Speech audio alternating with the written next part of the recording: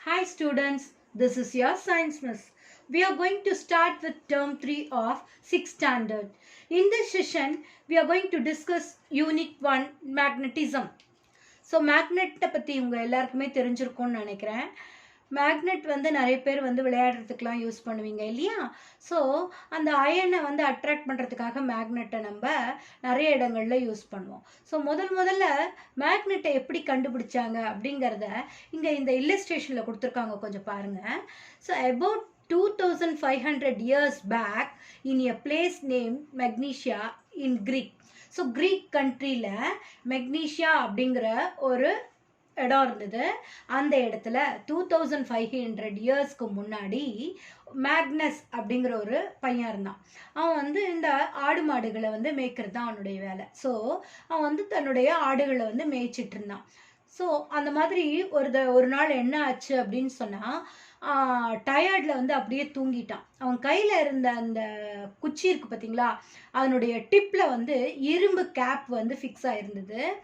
அந்த குச்சி வந்து அவன் தூங்கிட்டு இருக்கும்போது அப்படியே அவன் கை விட்டுட்ட பிறகு கூட அந்த குச்சி அப்படியே வந்து என்ன ஆகிட்டுருக்கு, நிற்குது. எந்த ஒரு பேலன்ஸுமே இல்லாமல் அந்த குச்சி வந்து என்ன ஆகுது, அப்படியே நிற்குது. எதனால் இந்த குச்சி நிற்குதுன்னு அவனுக்கே தெரியல. ரொம்ப ஆச்சரியமாயிடுச்சு. His iron capped stick stuck on the rock and stood erect. எந்த ஒரு பிடிப்புமே இல்லாமல் பேலன்ஸுமே இல்லாமல் அப்படியே அந்தரத்தில் வந்து அந்த குச்சி வந்து நிற்குது. எதனாலன்னு அவனுக்கு தெரியல. His iron nailed boots also stuck on the rock. அவன் காலில் போட்டிருந்தான் தெரியுங்களா செருப்பு, அது கூட அப்படியே வந்து ஒட்டிகிட்டு இருந்துச்சு. ஸோ அந்த ஜனங்களை கூட்டிகிட்டு வந்து அவன் காமிச்சான். என்டையர் வில்லேஜ், அந்த கிராமத்தில் இருக்கக்கூடிய முழு ஜனங்களும் வந்து அங்கே அசம்பிள் ஆகி அந்த அதிசயத்தை பார்க்க ஆரம்பிச்சு. அந்த ஸ்டிக் வந்து அப்படியே நிற்குது, அந்த செருப்பு வந்து அப்படியே அந்த கல்லில் வந்து ஒட்டிகிட்டு இருக்கு. இது வந்து என்ன காரணம் அப்படிங்கிறது தெரியல. இது கண்டிப்பாக வந்து அந்த கல் வந்து ஒரு மேஜிக்கல் ராக்காக இருக்கணும் அப்படின்னு சொல்லி இல்லை, இது வந்து கடவுளினுடைய ஒரு பவராக இருக்கணும் அப்படின்னு ஒவ்வொருத்தரும் வந்து ஒவ்வொரு மாதிரி வந்து தன்னுடைய ஃபீலிங்ஸ் வந்து எக்ஸ்ப்ரெஸ் பண்ண ஆரம்பித்தாங்க. ஆனால் அதுக்கப்புறம் தான் தெரிஞ்சுது அந்த கல்லுக்கு வந்து ஒரு மேக்னெட்டிக் பவர் இருக்குது அப்படின்னு. ஸோ அது வந்து மேக்னெட் அந்த so people wondered about this incident. Each and every one expressed their views. So இது வந்து ஒரு மேஜிக்கல் ராக். இது வந்து ஆக்சுவலி மேக்னெட் அந்த ராக்ல வந்து ப்ரெசென்ட் ஆயிருக்கு. These magnetic rocks were named magnets. அந்த கல்லிலிருந்து செய்யப்பட்டது தான் வந்து மேக்னெட். அது வந்து எந்த ஒரு பொருளாக இருந்தாலும் எலிமெண்ட்டாக இருந்தாலும் வந்து பூமியிலேருந்து வெட்டி எடுக்கும்போது அதனுடைய நேச்சுரல் கண்டிஷனில் இருக்கும்போது அதை நம்ம என்னன்னு சொல்லுவோம்னா ஓர் அப்படின்னு தான் சொல்லுவோம். ஓகேவா? ஸோ மேக்னடைட் தான் வந்து மேக்னடைட்டுங்கிற ஓர்ல இருந்து தான் வந்து நம்ம மேக்னெட்டை எடுக்கிறோம். After the name of the boy Magnus. மேக்னஸ்ங்கிற பையனுடைய ஸ்டிக் அங்கே ஒட்டினதுனால தான் அந்த கல்லுக்கு மேக்னெட்டிக் பவர் இருக்கிறதையே நம்ம வந்து உலகத்துக்கு தெரிய வந்தது இல்லையா? ஸோ அதன் ஞாபகமாக தான் அந்த ஓருக்கு வந்து மேக்னடைட்னு பேர் வச்சுருக்காங்க. அந்த பொருளுக்கு வந்து மேக்னெட்னு பேர் வச்சுருக்காங்க. அந்த ஊருக்கும் மேக்னீஷியான்னு அதனால தான் பேர் வந்திருக்கும் அப்படின்னு நினைக்கிறாங்க. ஓகேவா? So magnetite was the ore with attractive property found in that region. Magnetites are natural magnets. அதை வந்து மேக்னெட்டிக் ஸ்டோன்ஸ் அப்படின்னு சொல்லுவோம். ஓகேவா? So the natural magnets do not have a definite shape. அந்த கல்லை வெட்டி எடுக்கும்போது அது ஒரு ஷேப்லெஸ்ஸாக தான் இருக்கும். அந்த மேக்னடைட் வந்து ஸ்டோன் வந்து ஷேப்லெஸ்ஸாக தான் இருக்கும். அது வந்து எதுக்கு யூஸ் ஆகுது அப்படின்னு பார்த்தீங்கன்னா, since they are used for finding direction, they are also called leading stone or lode stones. அதை வந்து டைரக்ஷன் பார்க்கறதுக்கு இந்த கல்லை வந்து அந்த காலத்தில் பயன்படுத்திட்டு இருந்தாங்க. அதனால அதுக்கு என்ன பேர் வச்சுருந்தாங்க? Leading stones or lode stones அப்படின்னு பேர் வச்சுருந்தாங்க. ஓகேவா? அடுத்து நம்ம பார்க்க போகிறது மேக்னெட்ஸ் ஆஃப் டிஃப்ரெண்ட் ஷேப்ஸ். என்னென்ன ஷேப்லலாம் வந்து மேக்னெட் இருக்குது அப்படிங்கிறத தான் நம்ம பார்க்க போகிறோம். After learning the method of changing a piece of iron into magnet, piece of அயனை மேக்னெட்டை மாற்றுற அந்த ப்ராசஸ்க்கு பேர் தான் மேக்னடைசேஷன். ஓகேவா? ஸோ அந்த மாதிரி மனுஷங்களால் உருவாக்கப்பட்ட மேக்னெட்டுக்கு பேர் தான் வந்து manmade magnets are called artificial magnets. இயற்கையாக கிடைக்கக்கூடிய நேச்சுரல் மேக்னெட் வந்து இந்த lodestone or loading stone, அந்த கல் மேக்னெட்டைட் கல் இருக்கு இல்லையா, அதுதான் நேச்சுரல் மேக்னெட். நம்ம இரும்பை வந்து மேக்னெட்டாக மாற்றுற அந்த மேக்னெட்டை வந்து நம்ம என்னன்னு சொல்லுவோம்னா ஆர்டிஃபிஷியல் மேக்னெட் அப்படின்னு சொல்லுவோம். இந்த ஆர்டிஃபிஷியல் மேக்னெட்க்கு என்னெல்லாம் எக்ஸாம்பிள் பாருங்க, bar magnet, horseshoe magnet, ring magnet, needle magnet. இந்த bar magnet, horseshoe magnet, ring magnet, needle magnet இதெல்லாம் வந்து ஆர்டிஃபிஷியல் மேக்னெட்க்கு எக்ஸாம்பிள்ஸ். அதே மாதிரி டிஃப்ரெண்ட் ஷேப்ஸில் கூட நம்மளுக்கு மேக்னெட் கிடைக்கும். Oval shape, disc shape, cylindrical ஷேப்ஸ்லாம் கூட நம்மளுக்கு மேக்னெட்ஸ் வந்து கிடைக்கும். ஓகேங்களா? ஸோ மேக்னெட் பற்றி உங்களுக்கு எல்லாருக்கும் ஓரளவுக்கு தெரிஞ்சிருக்கும் இல்லையா? ஸோ அடுத்து நம்ம என்ன பார்க்க போகிறோம் அப்படின்னு சொன்னோம்னா, எந்தெந்த பொருளெல்லாம் வந்து மேக்னெட் capacity இருக்கு அப்படின்னு. Substances which are attracted by magnet are called magnetic substances. எதெல்லாம் மேக்னெட்டால அட்ராக்ட் ஆகக்கூடிய சப்ஸ்டன்சஸோ அந்த சப்ஸ்டன்சஸை தான் நம்ம என்னன்னு சொல்லணும்னா மேக்னெட்டிக் சப்ஸ்டன்ஸ். உங்களுக்கு எல்லாருக்குமே தெரியும் அயன் வந்து மேக்னெட் கிட்ட எடுத்துகிட்டு போனால் அட்ராக்ட் ஆகும் அப்படின்னு சொல்லிட்டு. அயன் மட்டும் இல்லை, நம்மளுக்கு கோபால், நிக்கல் இதெல்லாம் கூட வந்து ஒரு மேக்னெட்டிக் சப்ஸ்டன்சஸ் தான். அதுக்கிட்ட கூட மேக்னெட் எடுத்துகிட்டு போனோம்னா அந்த கோபால் அண்ட் நிக்கல் கூட என்ன செய்யும், அயன் மாதிரியே வந்து மேக்னெட்டை அட்ராக்ட் பண்ணும். ஸோ இங்கே இந்த டிஃப்ரென்ஷியேட் பிட்வீன்ல கேட்பாங்க, மேக்னெட்டிக் சப்ஸ்டன்ஸ் அண்ட் நான் மேக்னெட்டிக் சப்ஸ்டன்ஸ். அதனால நல்லா படிச்சுக்கோங்க.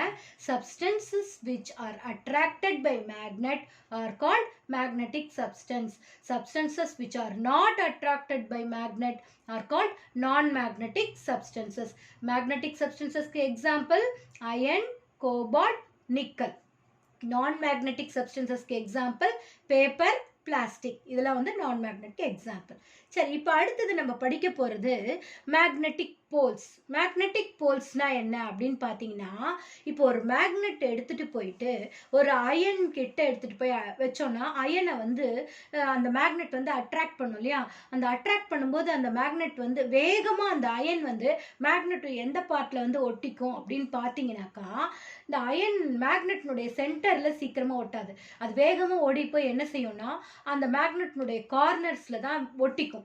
ஸோ மேக்னெட்னுடைய கார்னர்ஸில் தான் வந்து மேக்னெட்டிக் பவர் அதிகம். ஸோ அந்த கார்னர்ஸ், அந்த எண்டிங்ஸ் ஆஃப் த மேக்னெட் இருக்கு பற்றியா, அதை தான் நம்ம என்னன்னு சொல்லுவோம்னா மேக்னெட்டிக் போல்ஸ் அப்படின்னு சொல்லுவோம். ஏன்னா அந்த இடத்துல தான் வந்து பவர் அதிகமாக இருக்கும். சரிங்களா?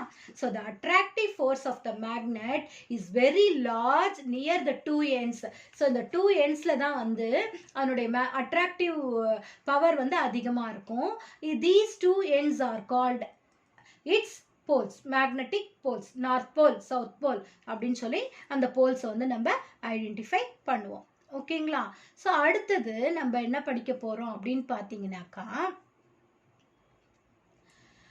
Finding direction with a magnet. இப்போ ஒரு மேக்னெட்டை வந்து இவங்க என்ன பண்ணியிருக்காங்க, இங்கே பாருங்கள், ஒரு north pole south pole mark பண்ணியிருக்கிற ஒரு மேக்னெட்டை வந்து நம்ம கயிறு கட்டி தொங்க விடுறோம். தொங்க விட்டுட்டு அதை வந்து ஆசிலேட் பண்ணுறோம்.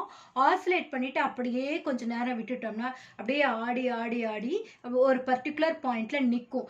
எந்த பர்டிகுலர் பாயிண்டில் நிற்கும் அப்படின்னு பார்த்தீங்கன்னாக்கா, ஏர்த்தினுடைய நார்த் போலை ஃபேஸ் பண்ண மாதிரி அந்த நார்த் டைரக்ஷன் நிற்கும். மேக்னெட்னுடைய நார்த் அண்ட் சவுத் போலில் தான் அது எப்பவுமே ரெஸ்ட் ஆகும். ஓகேங்களா? சரி, இந்த மேக்னெட் வந்து எப்பவுமே the ends of the magnet that points to the north is called north pole. அந்த மேக்னெட்னுடைய நார்த் எந்த டைரக்ஷனை பார்த்த மாதிரி இருக்கோ அதுதான் நார்த் போல். ஸோ அதே மாதிரி the end that points to the south is called the south pole. அதே மாதிரி அந்த சவுத் டைரக்ஷனை ஃபேஸ் பண்ணிட்டு இருக்கிற போல் வந்து south pole. A freely suspended magnet always comes to rest in north south direction. இது ஃபில்லப்லலாம் அடிக்கடி கேட்பாங்க, ஞாபகம் வச்சுக்கோங்க. இந்த ஃப்ரீயாக கயிறு கட்டி தொங்க விட்டுருக்குற அந்த மேக்னெட் வந்து ஆடி ஆடி லாஸ்ட்டாக ரெஸ்ட்டுக்கு வரும்போது எந்த டைரக்ஷனில் வந்து நிற்கும் அப்படின்னு கேட்டால் நார்த் சவுத் டைரக்ஷனில் தான் வந்து நிற்கும். எப்பவுமே எத்தனை தடவை நீங்கள் ட்ரை பண்ணி பார்த்தீங்கனாலும் அது லாஸ்ட்டாக வந்து அந்த ரெஸ்டிங் பொசிஷனுக்கு வரும்போது எந்த டைரக்ஷனை ஃபேஸ் பண்ணி இருக்கும்னு பார்த்தீங்கன்னா நார்த் நார்த் சவுத் டைரக்ஷனை தான் ஃபேஸ் பண்ணிட்டு இருக்கும். ஓகேங்களா?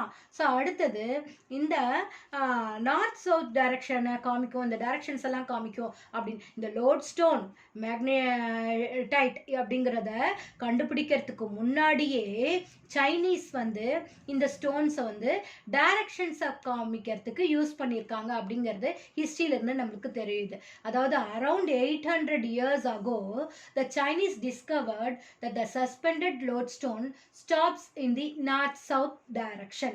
அது வந்து கயிறு கட்டி தொங்க விட்டோம்னா நார்த் சவுத் டைரக்ஷன்ல அது நிற்கும் அப்படிங்கிறத இப்போ இல்லை 800 yearsக்கு முன்னாடியே வந்து சைனீஸ் வந்து கண்டுபிடிச்சு அதை வந்து டைரக்ஷன் காமிக்கிறதுக்கு யூஸ் பண்ணிட்டு இருந்திருக்காங்க. ஸோ கடல்ல ட்ராவல் பண்ணுறவங்க, அந்த மாதிரி ரொம்ப லாங் டிஸ்டன்ஸ் ட்ராவல் பண்ணுறவங்கலாம் வந்து என்ன பண்ணுவாங்கன்னா அந்த மேக்னெட்டிக் லோட் ஸ்டோனை வந்து கையில் எடுத்துகிட்டு போவாங்க. அதனுடைய யூஸ் பண்ணி என்ன டைரக்ஷனில் நம்ம ட்ராவல் பண்ணுறோங்கிறத அப்பப்போ அவங்க வந்து ஜட்ஜ் பண்ணிக்குவாங்க. ஓகேங்களா? அடுத்தது நம்ம பார்க்க போகிறது ப்ராப்பர்ட்டிஸ் ஆஃப் மேக்னெட். அதுக்கு முன்னாடி இங்கே ஒரு மேக்னெட்டிக் காம்பஸ் கொடுத்துருக்காங்க பாருங்க. இதுதான் மேக்னெட்டிக் காம்பஸ். நிறைய பேர் இப்போ மேக்னெட்டிக் காம்பஸ் யூஸ் பண்ணுறாங்க. நம்மளுடைய செல்ஃபோனில் கூட இந்த மேக்னெட்டிக் காம்பஸ் இருக்குது. ஸோ அந்த direction different north south east west அந்த டைரக்ஷன்லாம் நம்மளுக்கு தெரியணும்னா இந்த மேக்னெட்டிக் காம்பஸை யூஸ் பண்ணால் ஈஸியாக நம்மளுக்கு அந்த டைரக்ஷன்லாம் தெரிஞ்சிடும். ஸோ அதை டைரக்ஷன் காமிக்கக்கூடிய அந்த காம்பஸை தான் நம்ம என்னன்னு சொல்கிறோம்னா மேக்னெட்டிக் காம்பஸ் அப்படின்னு சொல்கிறோம். Compass is an instrument which is used to find direction. அந்த காம்பஸை தான் நம்ம மேக்னெட்டிக் காம்பஸ் அப்படின்னு சொல்லுவோம். அதிகமாக வந்து it is mostly used in ships and ஏரோப்ளைன்ஸில் யூஸ் பண்ணுறாங்க. இந்த மேக்னெட்டிக் காம்பஸில் நடுவில் வந்து ஒரு மேக்னெட்டிக் நீடில் இருக்கும். The compass has a magnetic needle that can rotate easily. வேகமாக சுற்றும். அது வந்து எப்பவுமே வந்து நார்த் டைரக்ஷனை ஃபேஸ் பண்ண மாதிரி இருக்கும். அந்த நார்த் வந்து ரெட் கலரில் நம்மளுக்கு மார்க் பண்ணியிருக்கோம். அதுதான் வந்து நம்மளுக்கு north. The marked end of the needle is the north pole of the magnet. சரிங்களா? ஸோ இதை வச்சு நம்ம என்ன செய்யலாம், டிஃப்ரெண்ட் டைரக்ஷன்ஸை ஈஸியாக கண்டுபிடிச்சிடலாம். அடுத்து நம்ம படிக்க போகிறது ப்ராப்பர்ட்டிஸ் ஆஃப் மேக்னெட். மேக்னெட் எப்பவுமே அயன் பார்ட்டிகல்ஸ் வந்து அட்ராக்ட் பண்ணும் அப்படின்னு சொல்லியிருக்கேன் இல்லையா? So first properties of magnet. Attraction or repulsion. அட்ராக்ஷன்னா ஒன்னோட ஒன்று ஒட்டிக்கிறது. ரிப்பல்ஷன்னா ஒட்டாமல் நகர்ந்து நகர்ந்து போகிறது. இப்போ 2 பார் மேக்னெட் இவங்க கையில் வச்சுருக்காங்க பாருங்க. பார் மேக்னெட்னாலே அதில் வந்து நார்த் போல் சவுத் போல்லாம் கரெக்டாக மார்க் பண்ணியிருக்கோம். இந்த இதில் பாருங்க, ஒரு சவுத் போலும் ஒரு நார்த் போலும் ஒன்றா கிட்ட எடுத்துகிட்டு வரும்போது உடனே என்ன ஆகுது, அது அட்ராக்ட் ஆகுது. அதே மாதிரி இந்த இடத்துல ஒரு நார்த் போலும் ஒரு சவுத் போலும் எடுத்துகிட்டு வராங்க. இதுவும் வந்து அட்ராக்ட் ஆயிடுச்சு. ஸோ நார்த்தும் சவுத்தும் அட்ராக்ட் ஆகும், சவுத்தும் நார்த்தும் அட்ராக்ட் ஆகும். ஆனால் இங்கே பாருங்க, ஒரு நார்த்தும் எடுத்துகிட்டு வராங்க. அதே மாதிரி இந்த டயக்ராமில் சவுத்தும் எடுத்துகிட்டு வராங்க. அப்போ என்ன ஆகுது, அது அட்ராக்ட் ஆகாமல் ரிப்பல் ஆயிடுது, நகர்ந்து போயிடுது. ஸோ இதுலேருந்து நம்மளுக்கு என்ன தெரியுது அப்படின்னு சொன்னால், லைக் போல்ஸ் சேமாக இருக்கக்கூடிய north like poles, south like poles எப்பவுமே என்ன ஆகாது, அட்ராக்ட் ஆகாது. Like poles repel each other. இது வந்து அன்லைக் போல்ஸ் வந்து அட்ராக்ட் ஈச் அதர். சரிங்களா? ஸோ இதுதான் வந்து first property of the magnet. இந்த ப்ராப்பர்ட்டி உங்களுக்கு புரிஞ்சிருக்கும்னு தெரியும். unlike poles attract each other, like poles repel each other. ஓகேவா? ஸோ அடுத்து ஒரு அயனை வந்து எப்படி நம்ம மேக்னெட்டாக மாற்றுறது அப்படிங்கிறத பார்க்க போகிறோம். ஓகேங்களா? ஸோ இப்போ இந்த இடத்துல வந்து ஒரு அயன் நெயில் எடுத்திருக்காங்க. அதை எப்படி நம்ம மேக்னெட்டாக மாற்றுறது, அதுக்கு என்ன செய்யணும்னா, அந்த அயன் நெயிலை ஒரு இடத்துல வச்சுட்டு ஒரு மேக்னெட் எடுத்து அந்த மேக்னெட்டோட ஏதாவது ஒரு போல கான்ஸ்டண்ட்டாக கையில் பிடிச்சிக்கணும். ஸோ அந்த போல வந்து மேலேருந்து அந்த அயன் ராட்ல இல்லை அயன் நெயிலோ மேலேருந்து கீழே திருப்பி மேலேருந்து கீழே அந்த மாதிரி அதை வந்து என்ன பண்ணணும்னா ஒரே டைரக்ஷனில் அப்படியே ரப் பண்ணிக்கிட்டே வரணும். ஸோ இந்த மாதிரி ஒரே டைரக்ஷனில் ரப் பண்ணி இந்த ப்ராசஸை நம்ம ரிப்பீட்டடாக 30 to 40 டைம்ஸ் பண்ணும்போது அந்த அயன் நெயில் வந்து கொஞ்சம் கொஞ்சமாக மேக்னட்டைஸ் ஆகி மேக்னெட்டாக மாறும். ஸோ அதுக்கப்புறம் அந்த அயன் நெயிலை எடுத்துகிட்டு போய் இன்னொரு அயன் நெயிலை நம்ம அட்ராக்ட் ஆகுதா அப்படிங்கிறத பார்க்கணும். பார்த்தோம்னா அது அட்ராக்ட் ஆச்சுன்னா அந்த அயன் நெயில் வந்து மேக்னெட்டாக மாறிடுச்சுன்னு அர்த்தம். அப்படி மாறலை அப்படின்னு நினச்சிங்கன்னா திருப்பி இன்னொரு தடவை அதே மாதிரியான ப்ராசஸை ரிப்பீட் பண்ணோம். திருப்பி அந்த அயன் நெயில அந்த பார் மேக்னெட் எடுத்துகிட்டு வந்து முன்னாடி எந்த போல் வச்சு நம்ம ரப் பண்ணோமோ அதே போலால் திருப்பி 30 to 40 டைம்ஸ் ரப் பண்ணோம்னா அந்த அயன் நெயில் வந்து மேக்னெட்டிக் நெயிலாக மாறிடும். ஓகேவா? ஸோ இப்படி தான் வந்து நம்ம என்ன பண்ணுறோம்னா கண்டினியூஸாக வந்து மேக்னெட்டை வந்து அயனை வந்து மேக்னெட்டாக மாற்றுறோம். அடுத்து நம்ம படிக்க போகிறது மேக்னெட்டிக் ப்ராப்பர்ட்டி இருக்கக்கூடிய ஒரு சப்ஸ்டன்ஸ் வந்து அதுக்கிட்ட இருக்கக்கூடிய மேக்னெட்டிக் பவரை எப்போ இழக்கும்? when do magnets lose their properties? when எப்பெல்லாம் வந்து மேக்னெட் வந்து தன்னுடைய பவரை வந்து லூஸ் பண்ணும் அப்படின்னு பார்த்தீங்கன்னாக்கா 3 இம்பார்ட்டன்ட் ரீசன்ஸ் இருக்கு மேக்னெட்ஸ் வந்து தன்னுடைய பவரை வந்து லூஸ் பண்ணுறதுக்கு. என்னென்ன ரீசன்ஸ் அப்படின்னு பார்த்தீங்கன்னா, இஃப் த மேக்னெட் என்ன ஆகும்னா ஹீட் பண்ணும்போது, இஃப் தே ஆர் ஹீட்டட், அதை வந்து பாருங்கள், இந்த மேக்னெட்டை வந்து ஹீட் பண்ணும்போது அது தன்னுடைய மேக்னெட்டிக் பவரை வந்து லூஸ் பண்ணுறதுக்கான சான்சஸ் இருக்குது. அடுத்தது மேக்னெட்டை வந்து ரொம்ப ஹைட்லேருந்து நம்ம தூக்கி போட்டோம்னா, பெரிய ஹைட்லேருந்து நம்ம என்ன பண்ணுறோம், அந்த மேக்னெட்டை தூக்கி கீழே போடும்போது ஒரு நிறைய தடவை தூக்கி கீழே போட்டோம்னா ஆட்டோமேட்டிக்காக என்ன ஆகும், அதுக்கிட்ட இருக்கக்கூடிய அந்த மேக்னெட்டிக் பவர் போயிடும் அந்த மேக்னெட்டுக்கு. அடுத்தது ஹேமர், சுத்தியல் வச்சு அடிக்கிறது. ஸோ மேக்னெட்டை வந்து நம்ம சுத்தியல் வச்சு அடின்னு அடிக்கும்போது அது என்ன ஆகும், அதனுடைய மேக்னெட்டிக் பவர் போயிடும். ஸோ மேக்னெட் வந்து எப்போ தன்னுடைய மேக்னெட்டிக் பவரை லூஸ் பண்ணும் அப்படின்னு கேட்டிங்கன்னா, when it is heated, when it is dropped from a height, when it is hammered. சரியா? இதுதான் இந்த 3 காரணங்களால தான் வந்து மேக்னெட் வந்து தன்னுடைய மேக்னெட்டிக் பவரை லூஸ் பண்ணிடும். ஓகேங்களா? ஸோ இது இல்லாமல் magnets loose their properties when they are placed near. இப்போது செல்ஃபோன், கம்ப்யூட்டர், டிவிடிஸ் கிட்ட மேக்னெட்டை வச்சுருக்கும் போது அதனுடைய பவர்னால மேக்னெட்ஸ் வந்து தன்னுடைய மேக்னெட்டிக் ப்ராப்பர்ட்டியை லூஸ் பண்ணுறதுக்கான வாய்ப்புகள் இருக்குது.